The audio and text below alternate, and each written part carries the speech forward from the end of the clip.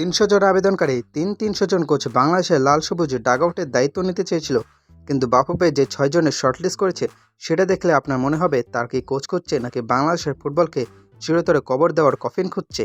অভিযোগ উঠেছে যোগ্যতাকে লাথি মেরে এখন চলছে কমিশন বাণিজ্য, যেখানে বার্নস্টকের মতো হাই প্রোফাইল কোচ বাদ পড়ে যান, সেখানে জায়গা পায় এমন সব কোচ যারা হারতে হারতে রেকর্ড গড়েছেন। আজকে আমরা বাফুফের এই শর্টলিস্ট প্রহসন আর পর্দার পেছনে নোংরা খেলা নিয়ে কথা বলবো।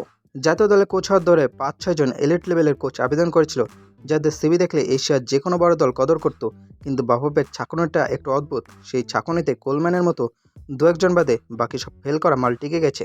প্রশ্ন হলো কেন যোগ্যদের বাদ দিয়ে প্রশ্নবিদ্ধ কোচদের দিকে ঝুঁকছে সাইফুল বাড়ি টিটুদের মতো টেকনিক্যাল ডিরেক্টররা। ফুটবল পাড়ায় কান পাতলে শোনা যাচ্ছে এখানে দক্ষতার চেয়ে কমিশন বেশি কাজ করছে। হাই প্রোফাইল কোচরা সিস্টেমের ভেতর দুর্নীতি বরদাস্ত করবেন না, তাই হয়তো তাদের ছেটে ফেলে এমন কাউকে আনা হচ্ছে যাদের দিয়ে পকেট ভারী করা সহজ হবে। এবার আসুন তালিকার একজন রত্নকে নিয়ে কথা বলি, জার্মান কোচ অ্যান্টনি হয়ে। তার রেকর্ড শুনলে আপনি আকাশ থেকে পড়বেন। মিয়ানমারে কোচ থাকাকালীন 30 ম্যাচের মধ্যে 20টিতে হেরেছেন এই মহাপুরুষ। মাত্র 6টা জয় আর গোল হজম করেছেন 86টি। হ্যাঁ, আপনি ঠিকই শুনেছেন, 86টি গোল খাওয়া একজন কোচ নাকি এখন বাফুফের পছন্দের তালিকায় প্রথম সারিতে। মাইকেল নিস কিংবা অ্যান্টনি হে, এদের প্রোফাইল কি বাফুফের চোখে এলিট, নাকি তাদের হারানোর রেকর্ড দেখেই বাফুফেকে মুগ্ধ করেছে? কারণ বাংলাদেশের ফুটবলের বর্তমান অবস্থা তো হারেরই সমর্থক, তাই হয়তো সমগোত্রীয় কাউকে ডাগআউটে চাচ্ছেন আমাদের কর্তারা। পুরো শর্টলিস্টে একমাত্র ক্রিস কোলম্যান নামটা দেখে মনে হয় যে বাফুফে এখনও সুস্থ আছে।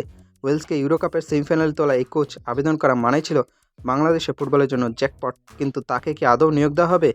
অনেকে মনে করছেন কোলম্যানকে রাখা হয়েছে সেফ দর্শকদের মুখ বন্ধ করার জন্য, একটা আইওয়াস হিসেবে। শেষ মুহূর্তে হয়তো বাজেট নেই কিংবা বনিবানা হচ্ছে না বলে সেই অ্যান্টনি হেদের মতোই কাউকে আনা হবে। যমুনা স্পোর্টসের সূত্র মতে কোলম্যান এবং টনি কনসাসাও দূরে থাকলেও বাফুফের ভেতরের চক্রটি কোলম্যানকে পছন্দ করছে না, কারণ স্পষ্ট যোগ্য মানুষ সিস্টেমে আসলে দুর্নীতিবাজদের ঘুম হারাম হয়ে যায়। হামজা চৌধুরী থেকে শুরু করে একঝাঁক প্রবাসী ফুটবলার তখন বাফুফে ব্যস্ত কমিশন বাণিজ্যে। যারা কোচ নির্বাচন করছেন তাদের নিজেদের যোগ্যতা নিয়েও এখন প্রশ্ন তোলার সময় এসছে। তারা কি আসলেই চান বাংলাদেশের সামনের দিকে এগিয়ে যাক, নাকি প্রতিপক্ষকে গোল উপহার দেওয়ার জন্য অ্যান্টনিও হেদের মতো কাউকে বসিয়ে দেশের ফুটবল প্রেমীদের সাথে তামাশা করতে চান? ফুটবল প্রেমীদের চাপে কোলম্যান এখনও ঠিক আছেন ঠিকই, কিন্তু আমরা জানি বাফুফে বরাবরই ভরাডুবির পথ বেছে নিতে ওস্তাদ।